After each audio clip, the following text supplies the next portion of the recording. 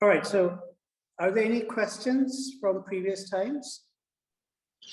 Sir, in the G theta generator thing, what's the properties of theta and x, and are they real? So what context are you talking in? The generator of SO3, G theta is equal to e to the power theta dot x. Yeah.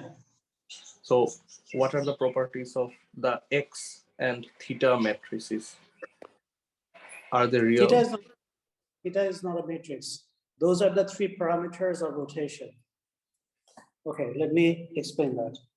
So G of theta is an element of SO3, and we can write it as G theta is equal to e to the power I theta dot t.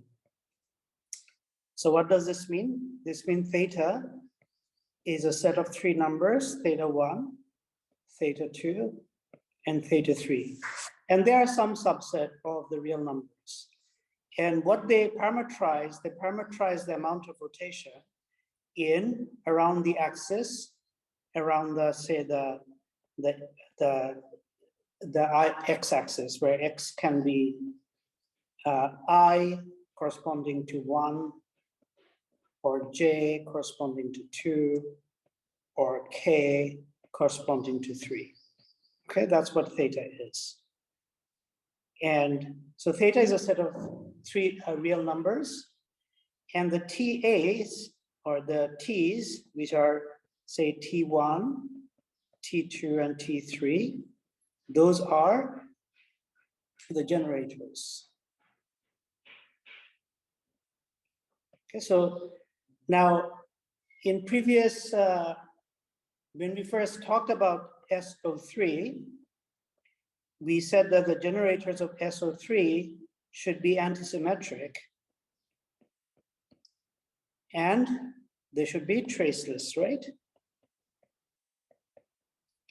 But in that case, we had parameterized an element of SO3 in the following way. We had parameterized it to be e to the power theta dot t.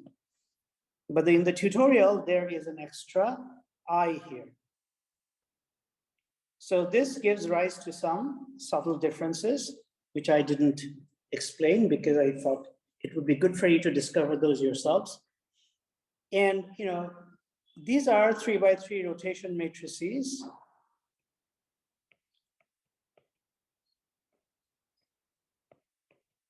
And therefore, they're real.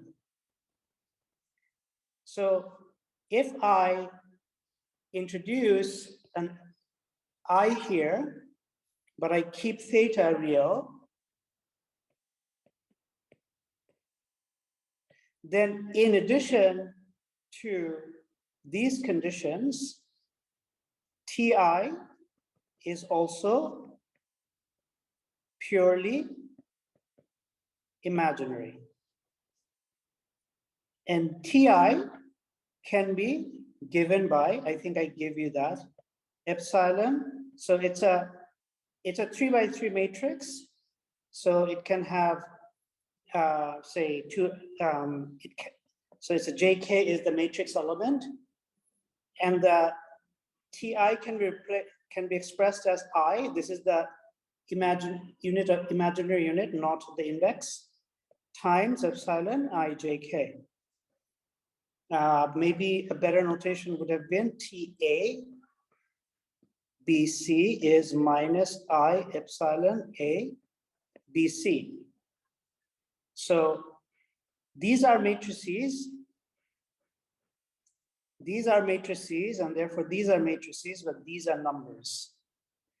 And given this expression for T's, I wanted you to verify that TA, TB, the commutator of these two matrices, is equal to I times epsilon ABC TC, which is the Lie algebra of SO3 as well as SU2. Okay, Farhan? Yes, sir. Last tutorial, I thought theta is a matrix, so couldn't solve the first part. Now I get it. Okay, all right, cool. Any other questions?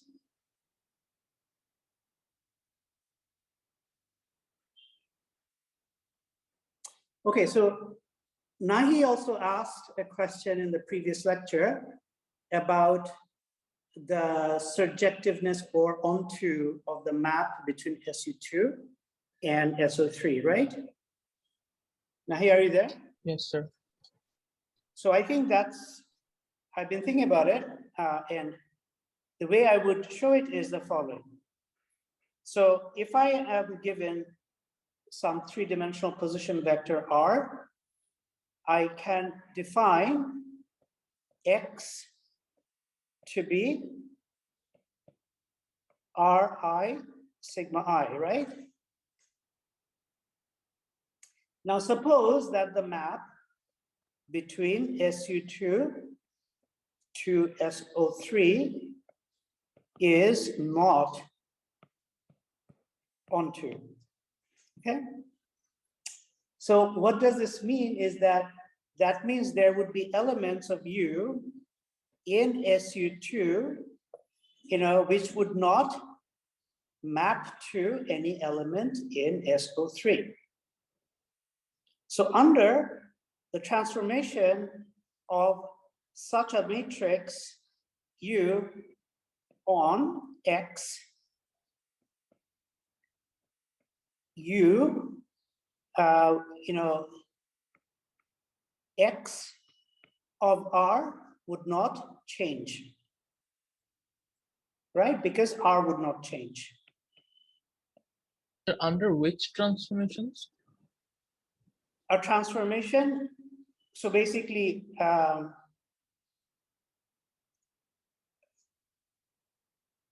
basically an element, let me just write it the following way. Okay, maybe my logic is flawed. So there is some element, say in, okay, I think I got this wrong. Let me just rephrase it. So there would be some G in SO3, right? For which there is no element in SU2. So that means that G acting on R given X would give me the same X at as this, right? Why is this, sir? Because it's we are assuming it's not an onto map. So this is, say, SU2, and this is, say, SO3, and there is a part of SO3 which is not covered by this homomorphism, right? So what I'm saying is that G is an element of the part which is not in the image of SU2.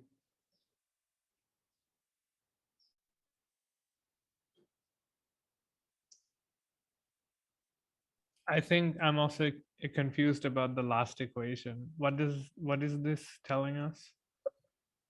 Well, it's telling us there is some transformation G, which is a, which takes us, oh, sorry, this should be R prime. Yeah. Which takes us R to R prime, where R prime is a vector different from R, but which does not, which does not correspond to a transformation in U. Oh, okay, yeah. So, but Yeah. my question is, even if it's not a transformation of U, how can we directly conclude that the transformation should be of this form? What do you mean? The fact that this is by definition the transformation, right? Yeah, okay. Oh, yeah. Okay, so and then I think it's probably should be easy to show that for such a non-trivial G, if G is not the identity, then this is not possible. Oh, okay, yeah. Okay. Wait, sir, I think I'm a bit confused. Like R prime is different from R, right, sir? Yes. Ideally. So even if G is not the identity, how can we say that this cannot happen if R is not R prime? Right. So yeah, I mean, I have not thought about it very carefully, but I think there are two ways, two things we can do. One is that we assume that R prime is not equals to R. Okay. Then we can show that, this equation doesn't make sense. Okay, this doesn't hold. Okay. The other one would be that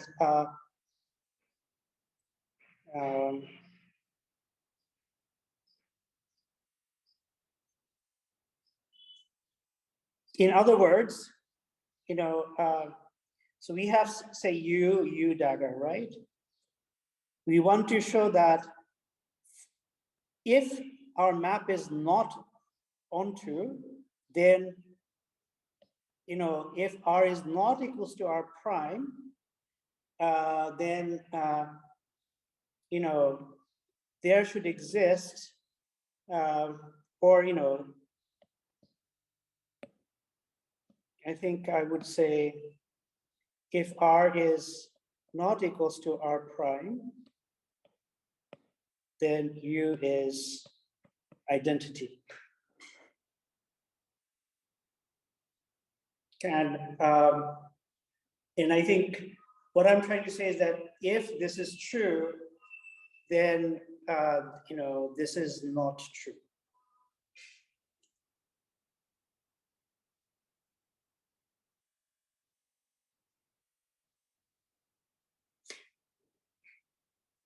Is X the homomorphism between SO3 and SU2? No, X is basically the X is just Ri sigma I, right? So X is This a is change of basis, right?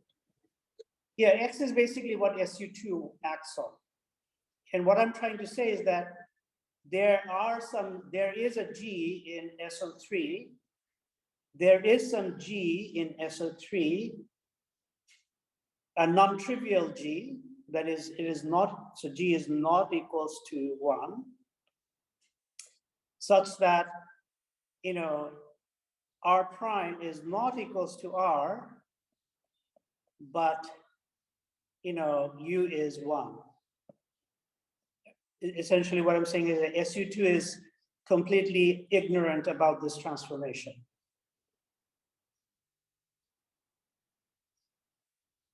And I'm saying that that is not possible.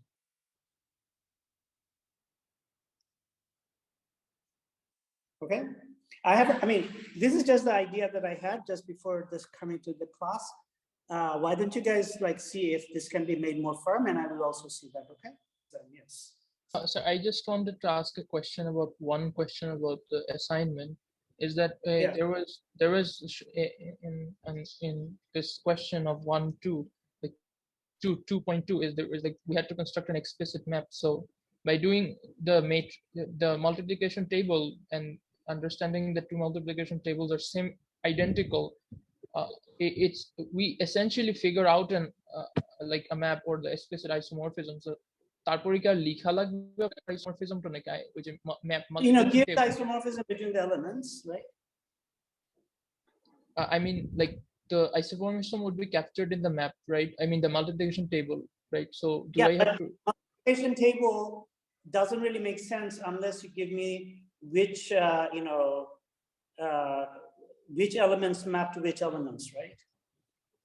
Okay. Right. So, for example, remember that when we did the case where I think it was Z4 and was it Z5 or something, right? But under a multiplication, right?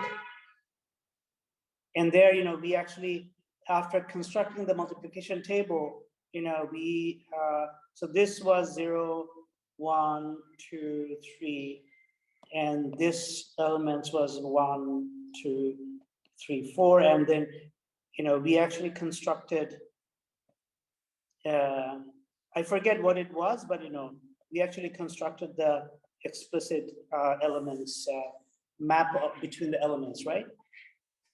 So you have to, that's something. So I can't remember, I can't recall exactly what. Okay, I'll include the maps as well then. Yeah, so, okay. All right.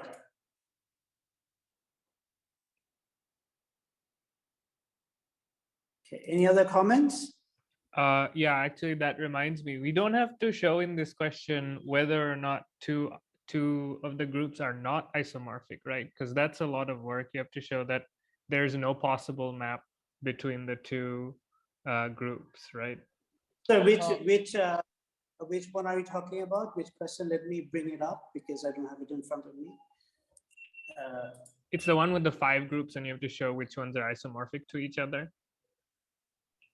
Oh, I see. Yeah. I think it is also possible from the multiplication table that it cannot be isomorphic, looking at how the elements are sequenced one after another. And the structure basically comes out from that. But the one wrinkle to that is. So a lot of these groups you will see are kind of, cyclic groups, or some of them are cyclic groups, or have subgroups which are cyclic groups, right? So there is some nice property of a cyclic group you can use. Yeah, that's true. What I was going to say is that there is, if you want to show it from the multiplication table, because you can swap columns and rows in multiplication tables, you also have to technically show that there's no possible combination of swaps of columns and rows that could possibly make the multiplication tables match with each other, which I think is. Yeah, but you can say the same thing for problem 4, right? Which is there we are also asking you to show that there doesn't exist any isomorphism between Z2 cross Z2. Right, and I actually circumvented that problem by showing it in a different way. So yeah, so you can, but for the other problem, you don't have to show that they're, you will basically get some a class of different groups. You don't have to show that these two different groups are not isomorphic. But if you can manage, so look, Saif, I think if you can manage to identify the group, then you're good to go, right? Yeah, that's what I was thinking as well, whether or not I have to actually. If you can, so for example, what is the group in number 1? Sorry, I didn't get the question. What is like the 2 point, the number, the complex numbers? So for example, can someone tell me what is this group under multiplication? What is the name of this group? Z4. Yeah. So you know that any other group which is not Z4, which is, suppose you identify some other group to be some other group, right? Not Z4. Say there is a Z2 cross Z2 or something, right? If you identify the group, you're done, right? So if you have say A isomorphic to B, isomorphic to C, and you find C to be some group, some known group, say, I don't know, D35, then you have shown that all of these are D35, right? Yeah. Okay, so. Okay, so any other questions or comments?